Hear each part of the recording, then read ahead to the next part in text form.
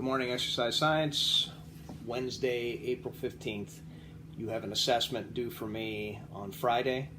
It was just assigned this morning, so I don't know if you'll see this video first or if you'll see the assessment questions first.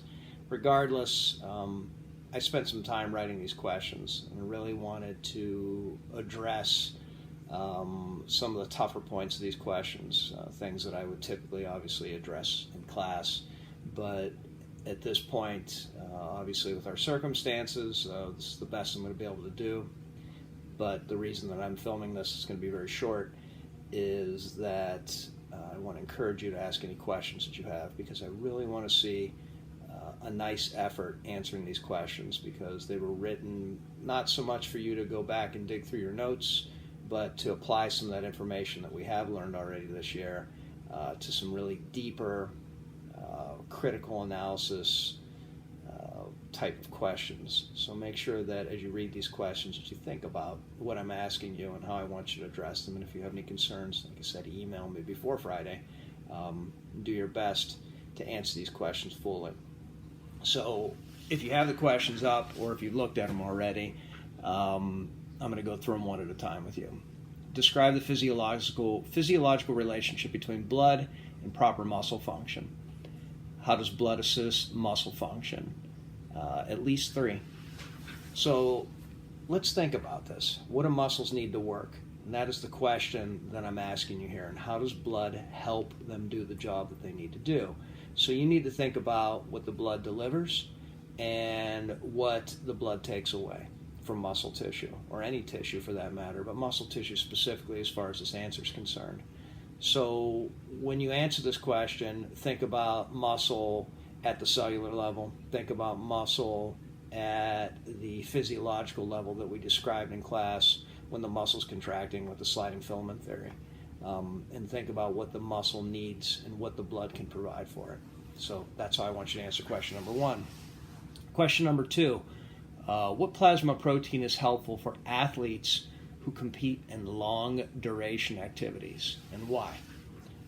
Beyond having you look into your notes and look into plasma proteins, if you want to do a web search, I can't really answer this question for you without answering this question for you. So take a peek in your notes first, because I promise you it's in there, and then you need to think about what is necessary for muscle function, what's necessary for proper cellular function. Question number 3. Carbon monoxide, not dioxide, monoxide, has more affinity. Affinity is a word that you might need to look up. I'm not going to define it for you right now. Affinity is a chemistry term. It's also a social term, affinity. So think about what that means for hemoglobin than oxygen does. What are the implications of this? What does this mean? Why is this dangerous? So think about what that means. Think about carbon monoxide, if you need to look up carbon monoxide poisoning, and then explain to me what that's meant by affinity and why that's more dangerous than carbon monoxide has more affinity for hemoglobin, which is the protein that carries oxygen in the red blood cell, than oxygen does. All right, question number 4.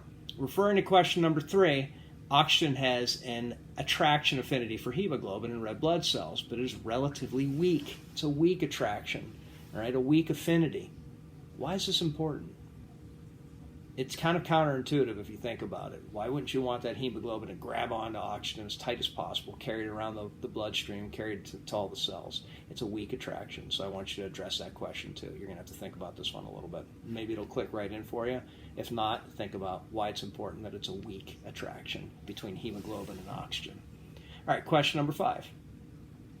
White blood cells are involved in the process of inflammation. Inflammation is usually viewed in a negative context. You think of inflammation, you hear about anti-inflammatories all the time. Inflammation's bad, bad, bad. You know, they show the pictures, the advertisements on TV or on the internet where, you know, somebody has their hands around their knee and it's red and throbbing and they have it all cartooned in. You know, that's inflammation. But inflammation's a good thing. And I want you to talk to me about what the whole inflammatory process is all about. And you don't need to get in a lot of detail, because if you look up inflammatory process, it's a multi-step process that we'll talk about next year in a lot of detail. But right now, I just want you to talk about inflammation. I want you to include the term edema in your answers well, and I want you to explain the role of the white blood cell during inflammation. That's the important part. So take a peek at that too. All right, number 6, explain what is meant by universal donor and universal recipient as they refer to blood types. Use the terms antigen and antibody in your answer.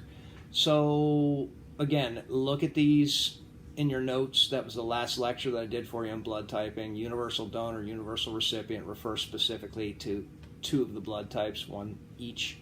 And explain to me what that means in terms of antigens and antibodies. So use those in your answer. That's a typical test question that I would give you regardless. If we had paper and pen test, that's what I would be giving you as a question. All right, number 7. This one definitely not, maybe as a bonus question. So this is a tougher question. Again, one that you'll have some opportunity to kind of think about, ask questions, ask me questions if you need to. You're a physical therapist, all right? Which means you're going to be physically manipulating a patient. This patient has back issues and neck issues. It's muscular, most likely, right? That's the important part. The part of the question that I'm going to ask you, though, that is going to have you kind of merge your knowledge about what you need to do as a treatment for this patient and what you're going to have to consider as far as their previous health history. That's the question. Your patient has thrombocytopenia. That is in your notes. I need you to understand what that means, thrombocytopenia. And then you have to tell me 3 things you would not do with this patient because of the disorder that they have. 3 things you would not do. So again, keep that in mind. Ask questions if you have any. Email's fine, through Google Classroom. If you have a chance to watch this morning, which I don't know if any of you will, I don't know if I'm going to get this uploaded or not before we have our meeting with Mr. Fahey at 11 o'clock, but I'll reference this then too. So have a good day, and this is Doing Friday, your assessment for Chapter 11.